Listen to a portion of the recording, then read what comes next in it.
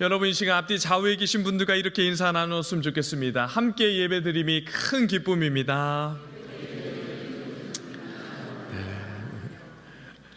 성도 여러분, 예수님을 믿고 성도가 되면 나타나는 가장 중요한 특징 중에 하나가 무엇이라고 우리 지난주에 나누었죠? 네, 생각나십니까? 네. 여러분 지난주에 우리가 분명히 나누었는데요, 예수를 믿고 성도에게 나타나는 가장 큰 변화 중에 하나는 바로 주 안에서 기뻐하는 것이다, 이렇게 나누었죠. 예수를 믿게 되면 기쁨이 넘치고 웃음이 끊이지 않는 그러한 삶을 살아가게 된다, 이렇게 말씀을 나누었습니다. 여러분 한 주간 다 지나니까 말씀을 다 까먹고 주일을 올 때 또 심각한 표정으로 오신 건 아니시죠? 네, 여러분 예수 믿는 성도에게 이 기쁨이 넘치는 그러한 은혜가 있습니다. 참된 기쁨은 예수를 믿는 성도만이 이 땅에서 누릴 수 있게 되는 것이고, 이 기쁨을 아는 성도만이 기쁨을 가지고 세상을 회복시켜낼 수 있게 되는 것이죠. 또한 기쁨을 누리며 이 땅을 살아가는 이 성도들이 주의하고 삼가해야 할 것, 그리고 힘써야 할 것이 있는데 그것이 무엇이라고 말씀을 나누었죠? 네, 삼가해야 될 것은 무엇이었죠? 네, 우리 유대인과 관련해서 개들을 삼가고 행악자들을 삼가고 몸을 상해하는 그 일들을 삼가해라라고 나누었죠. 반면에 힘써야 하는 것은 무엇이었죠? 하나님의 성령으로 예배하고 봉사하며 예수를 자랑하고 육체를 신뢰하지 않는 것, 그런 것에 힘써야 한다, 이렇게 말씀을 나누었습니다. 그런데 성도 여러분, 오늘 사도 바울이 교회 안에서 육체를 신뢰하고 자랑하는 자들이 교회를 너무나 힘들게 하고 여전히 그러한 사람들이 많이 교회 안에 있으니까 오늘 본문에서 어떻게 그 일을 이야기하고 있습니까? 우리 4절 말씀을 함께 봉독하도록 하겠습니다. 시작. 만일 누구든지 다른 이가 육체를 신뢰할 것이 있는 줄로 생각하면 나는 더욱 그러하리니. 사도 바울은 지금 육체를 신뢰하는 자들을 향해서 너희가 육체를 신뢰하고 그것을 자랑하는데, 그렇게 하면 나는 신뢰할 것이 너희들보다 더욱 많다, 이렇게 이야기를 하고 있는 것이죠. 이 말이 어떤 말이죠? 우리 말로 하면 번데기 앞에서 주름 잡지 말아라, 이런 말로 우리가 쓸 수 있죠. 성도 여러분, 사도 바울이 그가 신뢰할 만한 육체적인 요소가 굉장히 많았는데, 사도 바울의 그 육체적인 자신이 자랑할 수 있는 그러한 것들이 어떤 것이 있었습니까? 여러분 5절 말씀 함께 봉독하도록 하겠습니다. 시작. 나는 8일 만에 할례를 받고 이스라엘 족속이요 베냐민 지파요 히브리인 중에 히브리인이요 율법으로는 바리새인이요. 네, 사도 바울이 지금 육체를 신뢰하는데 나는 굉장히 많다, 이렇게 이야기하면서 여러 가지를 이야기했는데 굉장히 많죠. 여러분 먼저 그가 신뢰할 만한 것이 무엇인지를 이야기할 때 첫 번째로 무엇을 이야기합니까? 나는 8일 만에 할례를 받았다, 이렇게 이야기하고 있습니다. 여러분 구약에 보면 이스라엘 백성들이 자녀를 낳으면 남자아이의 경우 낳은 지 8일이 되면 무엇을 행하라고 명령합니까? 할례를 행하라고 명령합니다. 그런데 이 할례 받은 것을 지금 육체의 자랑이다, 내가 육체에 신뢰할 만한 것이다, 이렇게 사도 바울이 이야기하며 자랑을 하고 있습니다. 여러분 이것은 혈통적으로 유대인으로 자신이 태어났다는 것을 강조하면서 그의 부모가 하나님의 말씀이 가르치는 대로 그 부모가 할례를 행했고 말씀을 잘 지키고 말씀대로 자녀를 양육하며 내가 그렇게 자라났다라는 것을 자랑하고 있는 것이죠. 여러분 오늘날 이러한 말을 우리 말로 좀 자랑하는 표현으로 말하면 어떤 말이 될까요? 나는 모태신앙입니다, 이런 말이 될 수 있겠죠. 여러분 이러한 말과 비슷하게 지금 사도 바울은 자신이 이 유대인으로 태어난 것을 혈통적인 부분에 있어서 굉장히 강조하면서 자신이 유대인인 것을 자랑하고 있는 것이죠. 또 무엇을 신뢰합니까? 이스라엘 족속이요, 이렇게 이야기를 하고 있죠. 여러분 이것은 지금 무엇을 자랑하는 것이죠? 자신은 지금 중간에 개종을 해서 유대인이 되었다라는 것이 아니라 처음부터 그 시작부터 혈통 자체가 순수한 혈통이다, 이렇게 이야기를 하고 있는 것입니다. 이것도 굉장히 큰 자랑거리 중에 하나였습니다. 게다가 또 자신을 어떻게 소개하고 있습니까? 베냐민 지파요, 이렇게 소개하고 있습니다. 여러분, 이 베냐민 지파요라고 소개할 때 베냐민 지파가 자랑이 될 만한 것이 어떤 것이 여러분 딱 떠오르십니까? 네, 이렇게 너무 조용해지네요. 여러분, 이 이스라엘 백성들 안에서 베냐민 지파는 상대적으로 작은 지파였지만, 여러분, 이 이스라엘 역사 가운데 베냐민 지파는 자랑할 거리가 여러 가지가 있었습니다.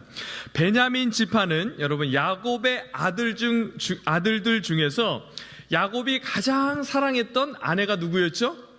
라헬이었습니다. 그 라헬의 두 번째 아들이었죠. 그리고 여러분, 이 베냐민은 야곱의 아들들 중에서 유일하게 어디에서 태어났습니까? 네, 집에서 이런 말 하면 안 됩니다. 여러분, 약속의 땅, 가나안 땅에서 태어난 그러한 아들입니다. 그러니까 굉장히 여러분 특별한 그러한 아들이었죠. 또한 여러분, 이스라엘 역사의 첫 번째 왕이 누구였죠? 예, 사울입니다. 이 초대왕 첫 번째 하면 뭔가 의미가 있죠. 이 사울이 어느 지파 출신이었습니까? 베냐민 지파 출신이었습니다. 여러분, 요즘 우리나라도 21대 대통령을 선출하는 그런 과정이 있는데, 여러분, 이 선거에 출마한 사람이 자신이 어디 출신인지를 강조하고 중요하게 이야기하고 생각하는 그러한 분들이 있죠. 그렇죠? 여러분, 이렇게 어디 출신이라는 것을 굉장히 요즘 우리도 강조하고 있는데, 이스라엘의 첫 번째 왕이 베냐민 지파에서 나왔다, 베냐민 지파의 사람 사울이 왕이 되었다라는 것은 굉장히 자랑스러운 이야기죠. 여러분, 사돈의 팔촌의 그 팔촌이 지금 우리나라의 대통령이다 이러면 그 사람이 반드시 여러분 어떤 것을 자랑하겠습니까? 네, 나의 사돈의 팔촌의 그 사람이 지금 대통령이야, 이렇게 자랑하지 않겠습니까? 굉장히 여러분 중요한 부분인 것이죠. 게다가 이 베냐민 지파의 자랑거리 중에 하나는 이스라엘 나라가 여러분 두 쪽이 나지 않았습니까? 북이스라엘과 남유다, 이렇게 이야기하는데, 여러분, 이 북왕국과 남왕국으로 나누어질 때 이 남왕국을 구성하는 중요한 지파가 두 지파였습니다. 어떤 지파였죠? 유다 지파와 베냐민 지파였습니다. 그런데 여러분, 이스라엘 역사를 쭉 보면 북이스라엘은 이 이스라엘 역사에서 하나님의 말씀에 잘 순종하지 않고 늘 범죄를 저지르는 일들이 많이 일어납니다. 그런데 이 북왕국과 비교했을 때 상대적으로 남왕국은 어떠한 역사를 가지고 있죠? 그래도 하나님의 말씀에 순종하는 왕들이 세워졌고, 하나님의 말씀을 잘 지키려고 했던 역사들이 있던 그 나라가 바로 남왕국이었던 것이죠. 그러니까 여러분, 나는 하나님의 말씀을 더 잘 섬겼던 그러한 민족, 그 지파의 자손이야 라는 의미가 지금 베냐민 지파의 자손이다 라는 말에 담겨져 있는 것이죠. 여러분, 그것으로 끝이 아닙니다. 베냐민 지파는 나라가 멸망을 하고 포로로 잡혀갔다가 이스라엘이 다시 어떻게 되죠? 바벨론의 포로로 갔다가 다시 고향 땅으로 돌아오는 일이 있죠. 그때 여러분, 그 고향으로 돌아올 때 회복되는 그 핵심적인 역할을 감당했던 지파가 바로 베냐민 지파였습니다. 여러분, 나라를 건국할 때 핵심되는 지파가 베냐민 지파였다는 것이죠. 우리나라도 참 어려움이 있고 아픔이 있지 않았습니까? 그런데 여러분, 이 나라가 다시 어렵고 힘들 때 세우는 그러한 결정적인 역할을 했던 사람들이 있지 않았습니까? 여러분, 독립군이라든지 그런 나라를 위해서 애써 힘쓴 군인들이라든지 이러한 분들을 우리나라가 어떻게 여깁니까? 굉장히 중요하게 여기고 사랑하고 아끼고 그 자손들까지도 혜택을 주는 그러한 일들이 있듯이, 베냐민 지파도 그러한 굉장히 큰 자랑거리가 있었던 지파였던 것입니다. 여러분, 이것뿐만 아닙니다. 이 사도 바울이 육체를 신뢰하고 자랑할 것들이 굉장히 많은데 또 무엇이 있습니까? 네, 너무 많아서 그죠? 히브리인 중에 히브리인이다 이렇게 이야기를 하고 있습니다. 여러분, 이 말은 자신은 이방의 관습이나 문화와 같은 것에 영향을 받지 않았다라는 것이죠. 그 당시 이 헬라의 문화에 굉장히 사람들이 많은 영향을 받고 살게 되는데, 나는 그러한 헬라의 영향을 받지 않고 히브리 전통을 잘 유지하고 사는 사람이다라는 것을 강조하고 자랑하고 내세웠던 것이죠. 왜냐하면 사도 바울이 살던 시기에 유대인들 중에서는 이 히브리파 유대인과 헬라파 유대인들이 있었습니다. 여러분, 이 헬라파 유대인들은 유대의 혈통은 가지고 있었지만, 여러분, 이 헬라 문화와 영향을 받은 사람이었습니다. 그런데 히브리인 중에 히브리인이다라는 이러한 말은 비록 자신은 이방인의 땅에서 살았지만 히브리의 전통과 관습을 그대로 가지고 살았다는 것을 자랑하고 있는 것이죠. 성도 여러분, 지금까지의 자랑은 전부 어떤 것들에 대한 근거한 자랑입니까? 혈통과 이 자신의 이 관습에 관한 그러한 자랑이었죠. 이 모든 자랑은 부모로부터 물려받은 것이고 태어나면서부터 자연스럽게 받은 것에 대한 자랑입니다. 여러분, 요즘이야 가문, 족보 이런 것 가지고 여러분 자랑하거나 잘 안 따지지만, 우리나라도 누구의 후손인지 족보는 어떻게 되는지 얼마나 따졌습니까? 그죠? 여러분들 족보 가지고 계십니까? 네, 여러분, 저는 족보 가지고 있습니다. 여러분, 저는 족보가 있는 집안의 자녀입니다. 여러분, 제가 김씨니까 저의 조상들 이렇게 쭉 올라가면 누구까지 올라가겠습니까? 네, 네, 제가 경주 김씨니까 딱 아시겠죠? 신라의 그 유명한 왕까지 올라가게 됩니다. 여러분, 이것이 왜 자랑거리인지는 모르겠지만, 여러분, 저는 왕의 가문입니다. 여러분들도 왕의 가문의 집안에서 태어나셨습니까?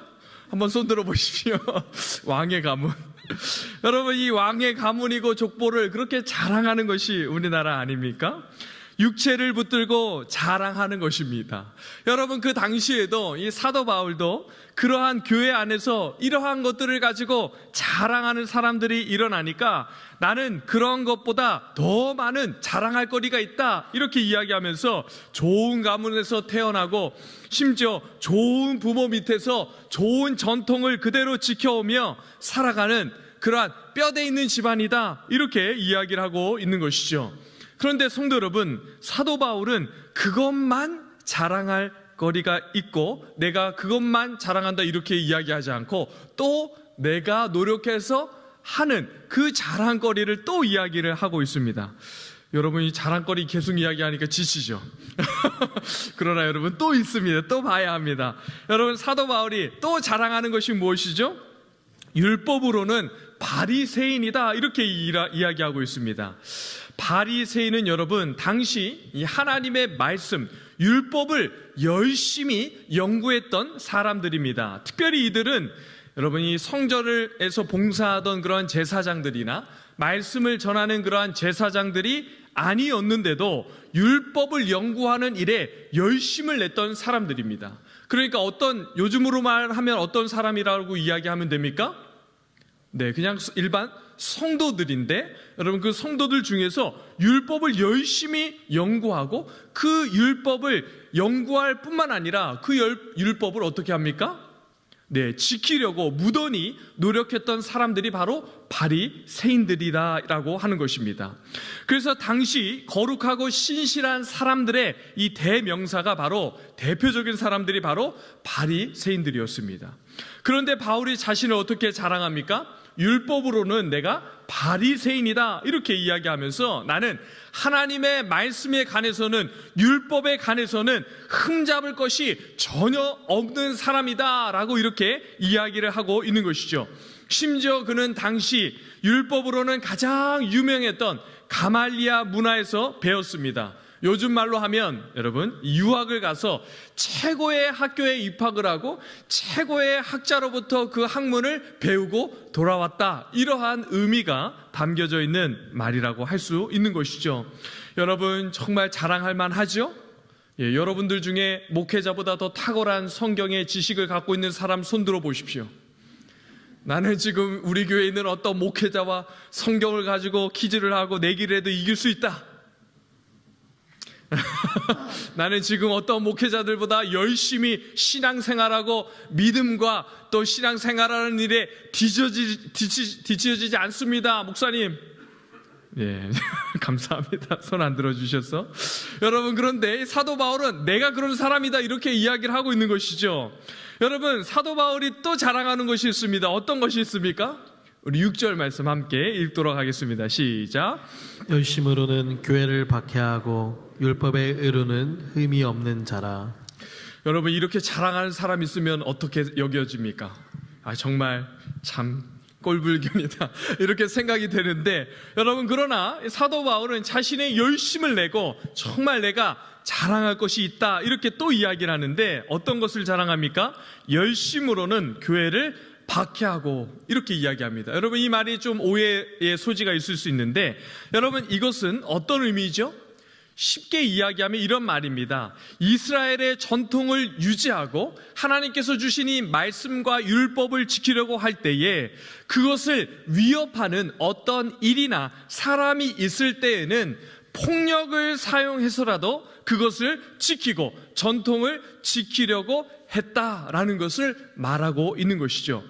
여러분, 예수님 시대에 이렇게 과격한 사람들이 있었습니다. 이러한 사람들을 열심당, 그리고 요게에 속한 사람들 열심당원 이렇게 이야기를 했는데요, 굉장히 과격해서 여러분 그 교회를 지키고 정말 그 전통을 지키기 위해서는 폭력을 사용하기까지 했던 사람들이다라고 할 수가 있습니다. 그런데 사도 바울은 내가 그런 열심과 충성을 가지고 있었던 사람이다라고 이야기하면서 여러분 말하고 있는 것이죠. 게다가 또 무엇을 자랑합니까? 율법의 의로는 흠이 없는 자다 이렇게 이야기하고 있습니다. 그러니까 여러분, 사도 바울은 율법을 머리로만 안 것이 아니라 어떻게 했다는 것입니까? 공부만 열심히 하고 내가 가말리아 문화에서 그 학위를 따오고 박사학위를 받고 박사 후에 또 포닥을 하고 또 그 후에 또 열심히 공부한 수료증이 줄줄줄 있습니다, 이렇게만 이야기를 한 것이 아니라 열심히 연구하고 배워서 어떻게 했다는 것입니까? 율법을 따라 거룩하게 살고 율법 그대로 성실하고 바르게 살았다 이렇게 말씀하고 있는 것이죠. 누가 봐도 흠잡을 것 하나 없는 철저하게 율법을 지키고 말씀에 순종하며 삶을 살았던 사람이 바로 사도 바울이다 이렇게 이야기하고 있습니다. 사랑하는 성도 여러분, 바울이 지금 자랑거리 이렇게 쭉 이야기를 했는데, 여러분 이만하면 바울이 어떤 사람입니까? 육체의 자랑으로는 따라올 자가 없는 사람 아니겠습니까?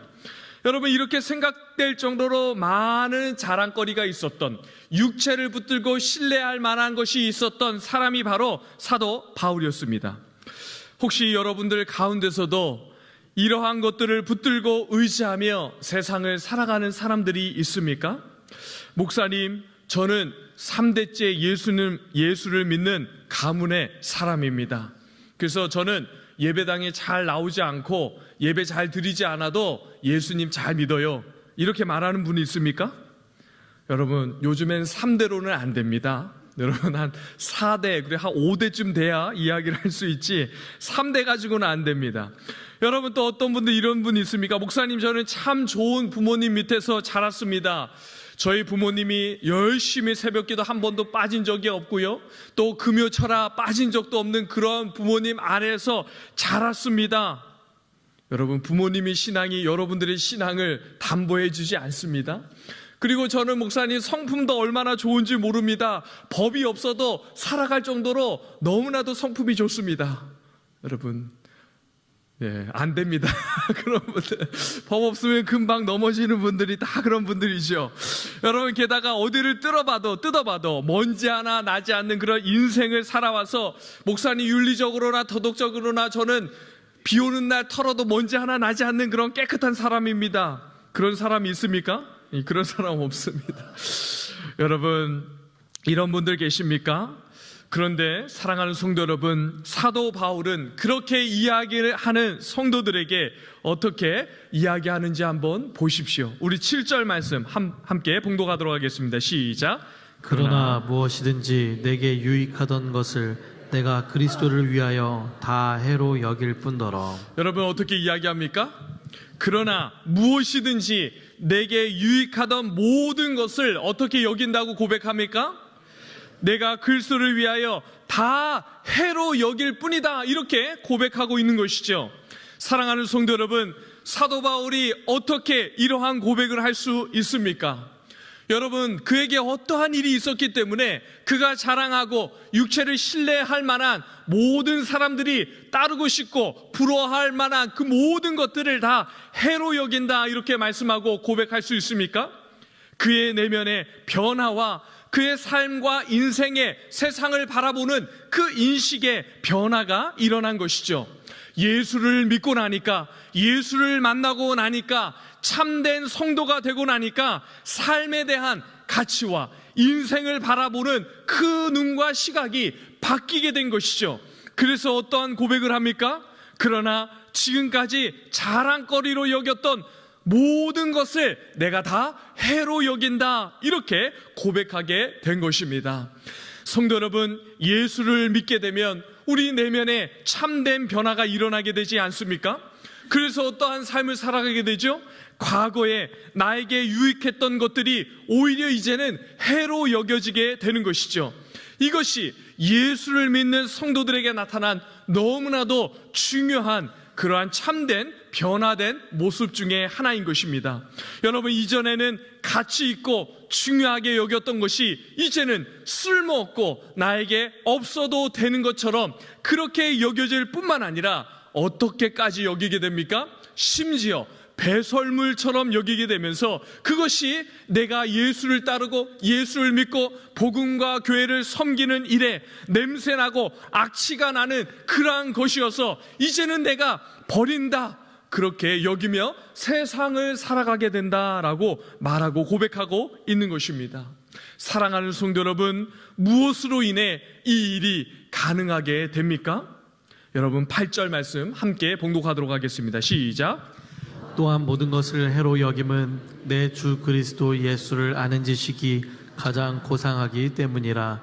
내가 그를 위하여 모든 것을 잃어버리고 배설물로 여김은 그리스도를 얻고. 내 주 예수 그리스도 예수를 아는 지식이 가장 고상하기 때문이라, 이렇게 고백하고 있습니다. 성도 여러분, 바울이 고백하는 예수를 아는 지식, 이 말은 학문적으로 열심히 공부해서 예수를 알게 된 그러한 지식을 이야기하는 것이 아니죠. 이 말은 예수님에 대해서 인격적으로 그가 직접적으로 만나고 체험하고 개인적인 친밀한 관계 안에서 알게 된 그 지식을 이야기하는 것이죠. 여러분, 이 단어는 부부가 서로가 서로를 안다라고 할 때 쓰이는 굉장히 독특하고 굉장히 중요한 그 단어를 지금 사용하고 있는 것입니다. 그러므로 성도 여러분, 예수님을 인격적으로 만나고 그 예수님을 알고 개인적으로 친밀하게 그 예수님을 경험하고 나니까 무엇이 가장 중요하게 알게 되고 깨달아지게 되는 것입니까? 예수를 아는 것이 가장 중요하고 가장 귀하고 소중한 것이다, 이렇게 알게 된 것이죠. 그래서 예수님을 아는 것보다 더 중요한 것이 인생에는 아무것도 없다, 이렇게 여기며 삶을 살아가게 되면서 사도 바울이 오늘 우리에게 고백하고 있는 것입니다. 성도 여러분, 사도 바울이 왜 이렇게 예수를 아는 지식이 인생을 살아가는 성도들에게, 사람들에게 가장 고상하고 중요하다라고 고백하고 있습니까? 여러분, 우리 9절 말씀 함께 봉독하도록 하겠습니다. 시작. 그 안에서 발견되려 함이니 내가 가진 의는 율법에서 난 것이 아니요 오직 그리스도를 믿음으로 말미암은 것이니 곧 믿음으로 하나님께로부터 난 의라.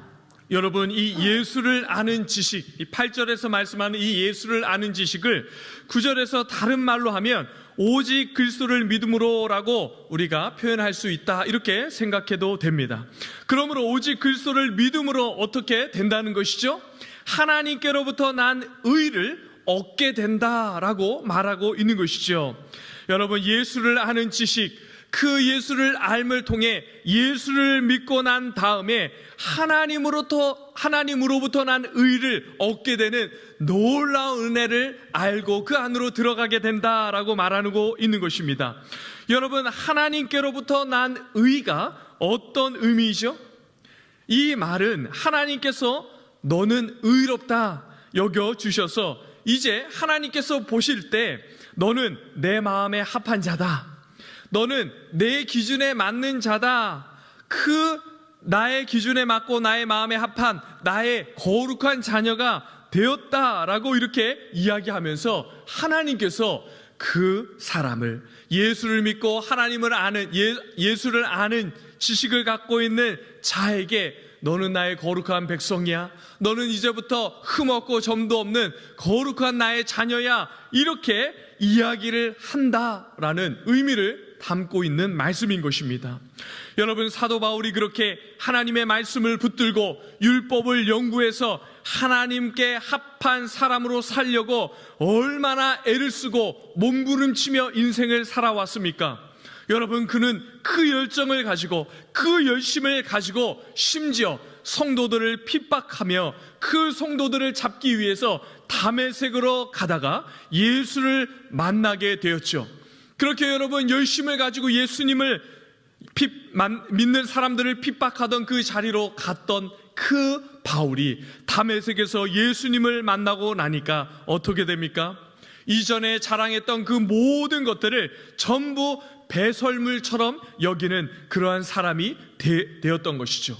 그리고 지금까지 목숨처럼 붙들고 있던 그 모든 것을 하나님께 가까이 나아가게 하고 하나님을 아는 것에 아무런 도움이 되지 않음을 알고 깨달으면서 이러한 고백을 하고 있는 것입니다.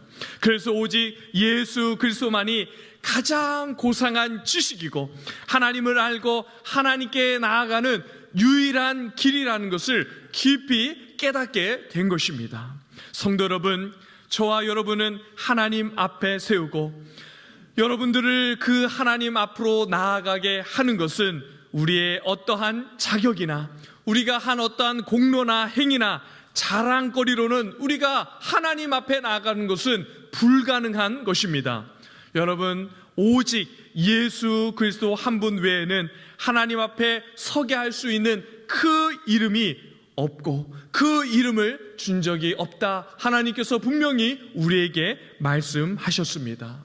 사랑하는 성도 여러분, 예수 그리스도를 통하여 우리 마음 중심의 변화가 일어나고 여러분과 저의 마음에 그러한 변화가 풍성하게 일어나기를 간절히 바라고 축복합니다.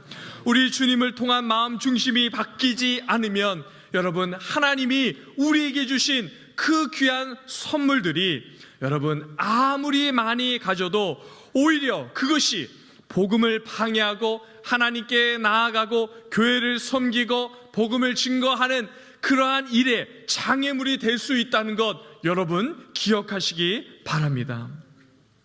여러분, 예전에 어떤 성도에게 제가 이런 이야기를 들었습니다. 그분이 회사를 다니는데 그 회사 동료 중에서 아주 이상한 사람이 있다는 것이에요. 성격이 너무나도 독특하고 하는 모든 행동들이 그렇게 모든 사람들이 다 싫어하는 행동을 한다는 것이에요. 여러분, 어떤 사람인지 대충 그림이 그려지지 않습니까? 그죠? 여러분들이 생각하는 그런 사람을 생각하면 될 것입니다. 그런데 여러분, 그것보다 더 마음이 힘든 것은 여러분, 그렇게 사람들을 힘들게 하고 사람들이 싫어하는 일들을 하는 그 사람이 점심시간에 식당을 가면 모든 사람들이 다 보는 앞에서 하는 행동이 있다는 것입니다. 그것이 무엇일까요? 식사 기도를 너무 거룩하게 한다는 것입니다. 여러분, 그렇게 사람들이 싫어하고 나쁜 행동들도 하고 그러한 행동을 하는데, 식사 시간에서는 여러분 이렇게 거룩하게 식사 기도를 이렇게 모든 사람들이 보는 앞에서 한다는 것입니다. 그래서 속으로 이렇게 생각했다는 것입니다. 차라리 기도나 하지 말고 식사하지, 이렇게 생각했던 그런 이야기를 들은 적이 있습니다. 성도 여러분, 예수를 아는 지식을 통하여 마음의 진실한 변화가 있어야 삶의 열매가 맺어지게 되는 것이죠. 마음 중심의 가치관의 변화가 없고 내면의 참된 변화가 없이 자기 의를 가지고 자기 열심을 내고 그것을 흉내내면, 여러분, 사도 바울과 같이 오히려 예수 믿는 자를 잡아다가 옥에 가지고 핍박하는, 복음을 방해하고 장애물이 될 수 있다는 것을 여러분 기억하시기 바랍니다. 여러분들은 사도 바울과 같이 내가 그리스도를 위해 다 모든 것들을 해로 여긴다, 내 주 예수를 아는 지식이 가장 고상한 것이다 고백하는 의미를 알고 이 땅을 살아가고 계십니까? 사랑하는 성도 여러분, 여러분과 제가 예수를 아는 지식으로 달라진 우리 내면의 참된 변화를 가지고 새로운 기준, 정말 그 예수를 알을 통해 세워진 기준과 가치를 가지고 이 땅을 성도답게 살아가는 우리 성도들 되시기를 간절히 바라고 축복합니다.